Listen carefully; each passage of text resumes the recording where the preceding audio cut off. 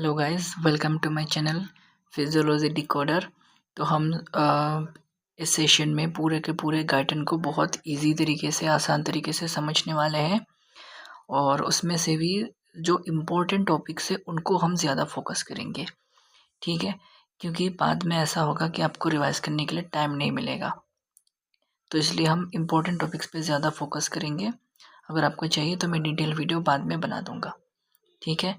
तो बेटर होगा कि आप मेरे साथ नोट बनाओ। मैं जो बोल रहा हूँ उसको अपने ईजी लैंग्वेज में लिख सकते हो, या फिर जो बेयर मिनिमम में लिख रहा हूँ या फिर नहीं भी लिख रहा हूँ तो उसको आप अपनी लैंग्वेज में कॉपी में नोट डाउन करोगे तो आसानी होगा आपको रिवीजन के लिए, ठीक है। तो इसमें सबसे पहले गाइडेड इन होल का जो सबसे पहला वाला चैप्टर है, जैसे कि the cell and general physiology, उसके अंदर जो पहला सब टॉपिक है functional organisation of the human body and control of the internal environment, तो इसको हम सबसे पहले सीखने जा रहे हैं, ठीक है। तो इसमें आता है होम्योस्टेसिस, ठीक है। तो होम्योस्टेसिस का मतलब क्या होता है? इसका मतलब ये है कि जो सेल का एनवायरनमेंट है उसको कांस्टेंट रखना है या फिर स्टेबल रखना है, ठीक है। या फिर हम मोर प्रिसाइसली कहें तो उसको हम नियरली कांस्टेंट एनवायरनमेंट में जो रखने की कैपेबिलिटी है बॉडी की, उसको बोलते हैं होम्योस्टेसिस, ठीक है। अब ये जो एनवायरनमेंट है वो हम इंटरनल एनवायरनमेंट की बात कर रहे हैं, ठीक है, इंटरनल एनवायरनमेंट। अब इंटरनल एनवायरनमेंट का मतलब क्या है? देखो, इसको एक और नाम से जाना जाता है मिलियू इंटीरियर। इंटरनल एनवायरनमेंट इसको और भी नाम से जाना जाता है, जैसे कि मिलियू इंटीरियर। तो इसका मतलब सिंपली ये है कि जो फ्लूइड्स होते हैं बॉडी सेल के चारों तरफ, उसको बताते थी, उस मतलब उसको इंडिकेट करते हैं, ठीक है। जैसे कि एक्स्ट्रा सेलुलर फ्लूइड हो गया। ये जो एक्स्ट्रा सेलुलर फ्लूइड है, इट कैन बी जैसे कि plasma in the body, it can be plasma, वही जो ब्लड होता है। और उसके बाद आता है इंटरस्टिशियल फ्लूइड, ठीक है, इंटरस्टिशियल फ्लूइड, ठीक है। तो सेल्स जो है वो लिविंग यूनिट्स है और वो जो सेल्स होते हैं इन्हीं इंटरनल एनवायरनमेंट पे डिपेंड करता है टू स्टे नॉर्मल, ठीक है। तो अगर हमें सेल को नॉर्मल रखना है तो हमें ऑब्वियसली इंटरनल एनवायरनमेंट को नॉर्मल रखना पड़ेगा, है ना। और ये इंटरनल एनवायरनमेंट को नॉर्मल रखने की जो बॉडी की कैपेबिलिटी है उसी को बोलते हैं होम्योस्टेसिस, ठीक है। बात क्लियर हो गई। अब दूसरी चीज़ पे आती है कि हमें होम्योस्टेसिस चाहिए क्यों? क्योंकि होम्योस्टेसिस इसलिए चाहिए क्योंकि जो सेल्स होते हैं उनको फंक्शन करने, काम करने के लिए जो इंटरनल एनवायरनमेंट है उसका सेफ लिमिट या फिर नॉर्मल लिमिट में रहना ज़रूरी है। अगर ये सेफ लिमिट एबनॉर्मल हो गया तो क्या होगा? सेल्स जो होंगे वो काम करना बंद कर देंगे या फिर टिश्यू मेल फंक्शनिंग होगा, ऑर्गन फेल होगा, ठीक है। तो बात यह कि जो होम्योस्टेसिस है ना वो ऑप्शनल चीज़ नहीं है, वो एसेंशियल है for the survival of the cell, for the survival of the cell, ये एसेंशियल है। बट बात ये है कि ये क्या होम्योस्टेसिस मतलब keep things at fixed value? No. ये होम्योस्टेसिस बॉडी की जो इंटरनल एनवायरनमेंट है उसको फिक्स्ड वैल्यू में नहीं रखता है, ठीक है, फिक्स्ड वैल्यू में नहीं रखता है। रादर क्या करता है, वो एक रेंज के अंदर रखता है, एक रेंज के अंदर, ठीक है। मतलब जो स्मॉल वेरिएशन है वो तो नॉर्मल होंगे ही, है ना। लेकिन अगर डेंजरस वेरिएशन में हुए, मैं किसकी बात कर रहा हूँ? इंटरनल एनवायरनमेंट की। अगर उसकी डेंजरस वेरिएशन हुए तो उसको प्रिवेंट करते हैं होम्योस्टेसिस, ठीक है। तो ये कितना टाइटली जो बॉडी है वो डिफरेंट थिंग्स को रेगुलेट करते हैं, ठीक है। तो फॉर एग्जांपल ले लेते हैं हाइड्रोजन आयन का, ठीक है। अगर इसका ज़रा सा भी वेरिएशन हुआ तो फिर क्या होगा? मतलब पीएच में इधर उधर हो जाएगा, है ना। जो नॉर्मल बॉडी का पीएच होता है 7.35 टू 7.45 है ना। अगर हाइड्रोजन आयन कंसंट्रेशन में इधर उधर भी हो गया तो क्या होगा कि जो एंजाइम से जो सेल फंक्शनिंग है वो बंद हो जाएगा, है ना। और उसके बाद जैसे कि सोडियम हो गया। अब सोडियम जो है ये भी बहुत टाइटली कंट्रोल रहता है, क्योंकि सोडियम जो बॉडी वाटर बैलेंस है उसको मेंटेन करता है, ब्लड वॉल्यूम को मेंटेन करता है, ब्लड प्रेशर को मेंटेन करता है, नर्व्स मसल्स के फंक्शंस को मेंटेन करता है। ठीक है, ओके। तो अब आते हैं हम, ये जो होम्योस्टेसिस मैंने बोला, होम्योस्टेसिस, तो इसका बेसिकली दो मेन कैटेगरी है, और भी कैटेगरी है, लेकिन मेन कैटेगरी जो है वो उसमें से आता है नेगेटिव कंट्रोल, और इसके बाद एक और आता है पॉजिटिव कंट्रोल। ठीक है, अब हम नेगेटिव कंट्रोल को समझते हैं। तो नेगेटिव कंट्रोल का मतलब क्या है, जैसे कि कुछ चेंज हुआ तो बॉडी क्या करेगा, उसका ऑपोजिट डायरेक्शन में चेंज करेगा। इसका मतलब ये है कि जो बॉडी डेविएशन को सबसे पहले डिटेक्ट करेगा, ठीक है, उसके बाद उसका करेक्शन ट्रिगर करेगा और चीज़ों को नॉर्मल में लाएगा। ठीक है, मतलब ये है कि जो रिस्पॉन्स है वो वेरिएबल चीज़ को नॉर्मल करना चाहता है bye acting in the opposite direction. ठीक है, लेकिन ऐसा करता ही क्यों है, स्टेबिलिटी के लिए। ठीक है, अभी हम एग्जाम्पल से अच्छे से समझेंगे। ठीक है, for example carbon dioxide concentration बढ़ गया, ठीक है, एक्स्ट्रा सेलुलर फ्लूइड में बढ़ गया, तो ये हाई कार्बन डाइऑक्साइड कंसंट्रेशन क्या करेगा, जो हमारे रेस्पिरेटरी सेंटर्स है, ठीक है, जो रेस्पिरेटरी सेंटर्स है उसको एक्टिवेट करेगा। ठीक है, अब करेक्शन के लिए क्या होगा, करेक्शन के लिए जो ब्रीदिंग है वो क्या होगा, या तो रैपिड होगा या फिर बहुत डीप होगा, रैपिड एंड डीप, है ना। तो फाइनल रिजल्ट क्या होगा, फाइनल रिजल्ट ये होगा कि जो कार्बन डाइऑक्साइड है वो बॉडी से रिमूव हो जाएगा। जो कार्बन डाइऑक्साइड बॉडी से रिमूव हो जाएगा, मतलब कार्बन डाइऑक्साइड का लेवल जो है वो डिक्रीज हो जाएगा, है ना, इट विल डिक्रीज, और चीज़ें नॉर्मल में आ जाएगी फिर से। ठीक है, इसका मतलब क्या, ऑपोजिट, ये एक तरह से ऑपोजिट इफेक्ट हुआ ना, कार्बन डाइऑक्साइड राइज किए थे, लेकिन फाइनल रिजल्ट ये है कि उसको ऑपोजिट डायरेक्शन में, दैट इज घटा के, कैसे घटाया हमने, रैपिड ब्रीदिंग, डीप ब्रीदिंग, मतलब क्या, ऑपोजिट डायरेक्शन में काम किया बॉडी ने, है ना, उसको नॉर्मल करने के लिए। तो ये हो गया निगेटिव फीडबैक। हम एक और एग्जांपल लेते हैं ब्लड प्रेशर का। ठीक है, सपोज आर्टेरियल ब्लड प्रेशर जो है वो इंक्रीज किए, आर्टेरियल ब्लड प्रेशर, तो क्या होगा, जो सिग्नल है वो मेडुला में जाएगा, ब्रेन में, है ना। उसके बाद जो वेजोमोटर है, वेजोमोटर सेंटर जो है वो इनहिबिटेड होगा, मतलब उसको मतलब इनहिबिट किया जाएगा। फिर उसके बाद क्या होगा, जो सिंपैथेटिक आउटपुट है वो कम हो जाएगा, मतलब क्या होगा कि हार्ट जैसे हो गया, हार्ट ये पंपिंग मतलब कम कर देगा, है ना। और जो पेरिफेरल ब्लड वेसल्स है, ब्लड वेसल्स, तो ब्लड वेसल्स भी डायलेट हो जाएगा। तो ऑपोजिटली मतलब काम किया ना ये, मतलब क्या, ब्लड प्रेशर अल्टीमेटली कम हो गया, है कि नहीं। तो ब्लड प्रेशर इंक्रीज हुआ था बेरोरिसेप्टर फायरिंग की वजह से, मतलब जैसे कि हार्ट पंपिंग कम हो गया, ब्लड पेरिफेरल वेसल्स डायलेट हुए, तो ऑपोजिट रिस्पॉन्स दिया ना एक तरह से, तो चीज़ें तो नॉर्मल में आ गई। तो ये हो गया आपका नेगेटिव फीडबैक। ठीक है, उसके बाद आता है पॉजिटिव फीडबैक। लेकिन ये जो पॉजिटिव फीडबैक है ये बेसिकली डेंजरस होता है बॉडी के लिए। पॉजिटिव फीडबैक जो है वो डेंजरस होता है। अब क्यों, उसको समझने से पहले हम जानते हैं कि पॉजिटिव फीडबैक है क्या। ठीक है, इसका मतलब ये है कि the response that reinforces the original change. इसका मतलब ये है कि चीज़ों को अपोजिट करने की बजाय ये क्या करता है, जो डेविएशन है ना, डेविएशन को अपोज करने की बजाय डेविएशन को और उल्टा बढ़ाता है। तो जिसकी वजह से क्या होता है कि सिस्टम जो है वो अनस्टेबल होता है, सिस्टम अनस्टेबल होता है, मतलब change causes more change in the same direction. तो इसीलिए ये बॉडी के लिए डेंजरस है। ठीक है, मतलब हम इसको ऐसे भी कर सकते हैं, विशियस साइकिल। ठीक है, एग्जाम्पल ले लेते हैं, आपको अच्छे से समझ में आ जाएगा।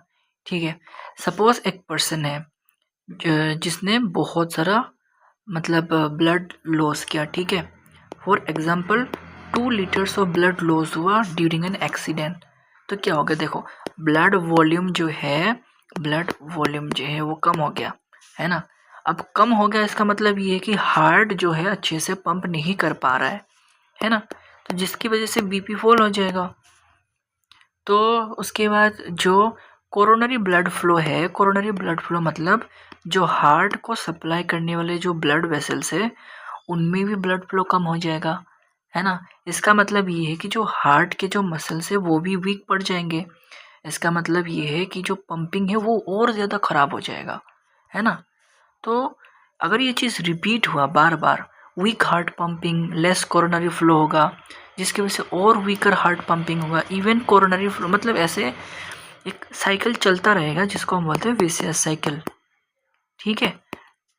तो ये एक पॉजिटिव फीडबैक मैकेनिज्म का क्लासिक एग्जांपल है जो कि हमें ये बता रहा है कि ये डेंजरस होता है बॉडी के लिए। लेकिन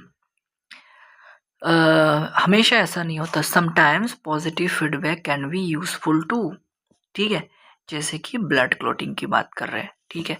जब ब्लड क्लॉटिंग होता है तो क्या होता है कि जो क्लॉटिंग फैक्टर्स होते हैं, वो एक्टिवेट होते हैं।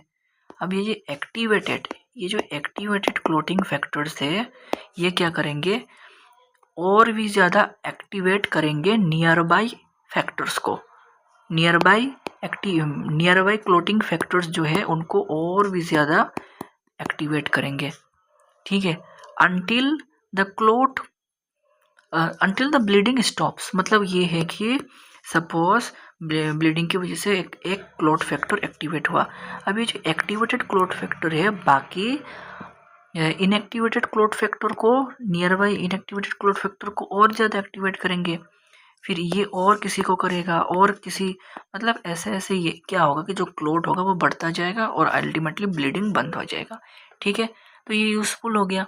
हम एक और एग्जांपल लेते हैं, मतलब जो यूज़फुल पॉजिटिव है फीडबैक, जैसे कि चाइल्ड बर्थ हो गया, ठीक है।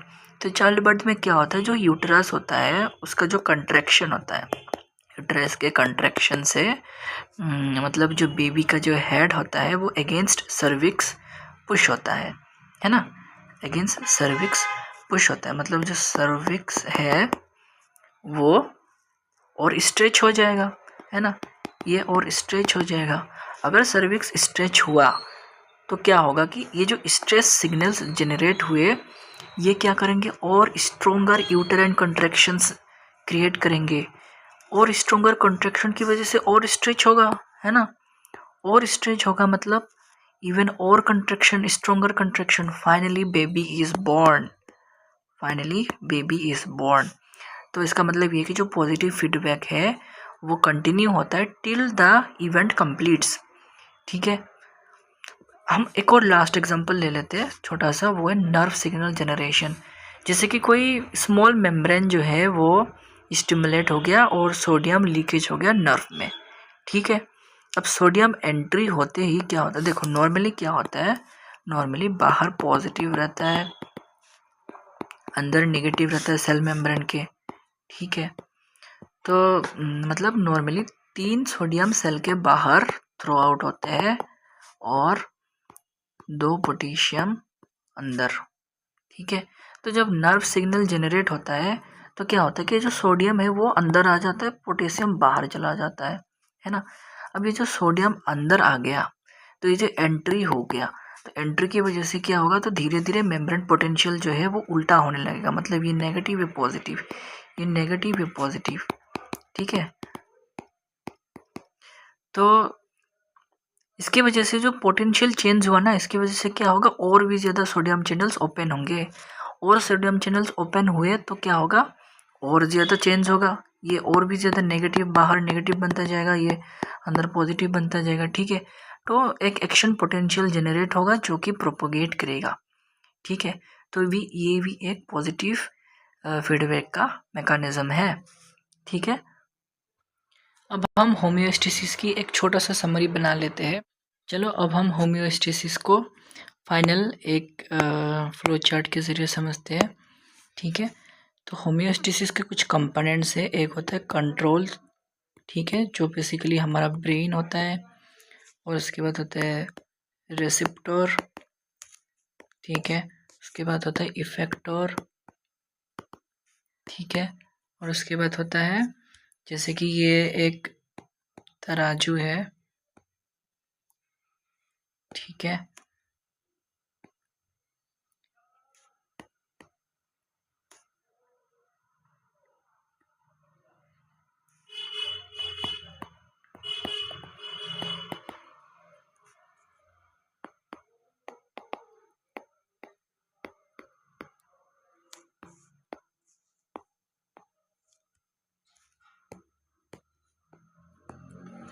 ठीक है, जैसे कि कोई इम्बैलेंस हुआ, ठीक है, तो उसको क्या करेगा, रिसेप्टर रिसेप्ट कर लेगा, है ना, सिंपली, और रिसीव कर लेगा, है ना।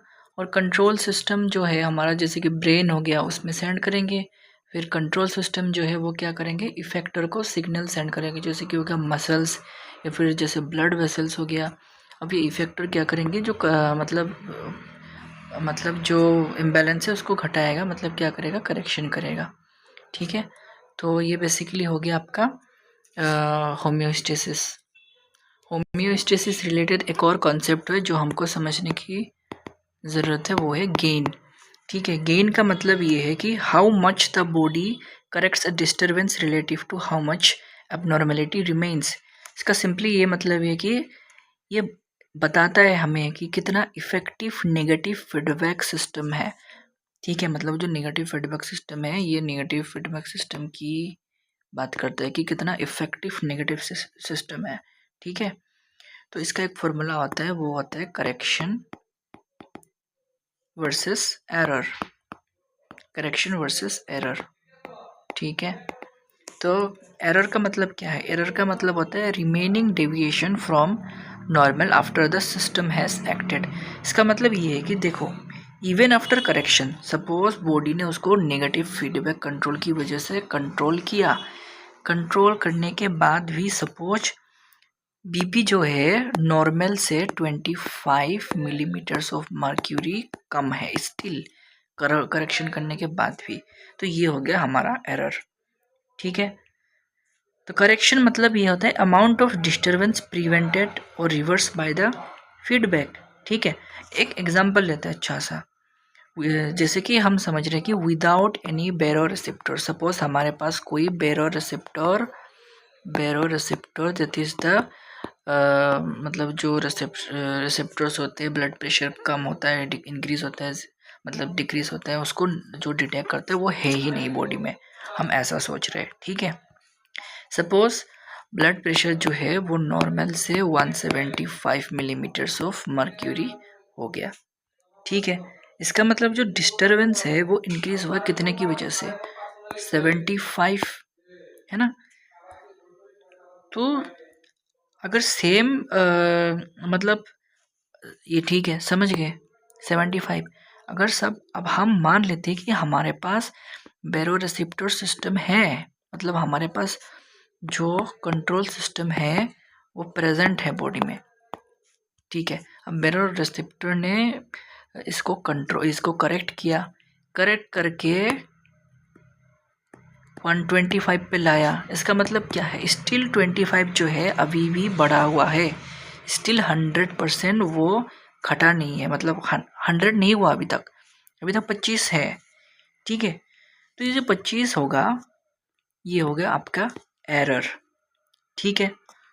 तो एरर ये हमारा हो गया 25, ठीक है। अब करेक्शन कितना होगा, देखो, without without any kind of बेरो रिसेप्टर रिफ्लेक्स, मतलब विदाउट एनी मतलब कोई बेरो रिसेप्टर सिस्टम, हमारा जो ब्लड प्रेशर था वो 71-75 था, ठीक है। तो जब हमारा सिस्टम ने काम किया, बेरो रिसेप्टर सिस्टम ने काम किया, तो ये लौट के आ गया 125 में, ठीक है। तो कितना करेक्शन हुआ, करेक्शन हुआ 50 का, है ना, 175 माइनस 25 इज इक्वल टू 50, तो ये जो डिफरेंस है ये होगा हमारा करेक्शन, ठीक है। और एरर कितना था, एरर था 25, लेकिन हम इसको पॉजिटिव 25 मानेंगे, ओके।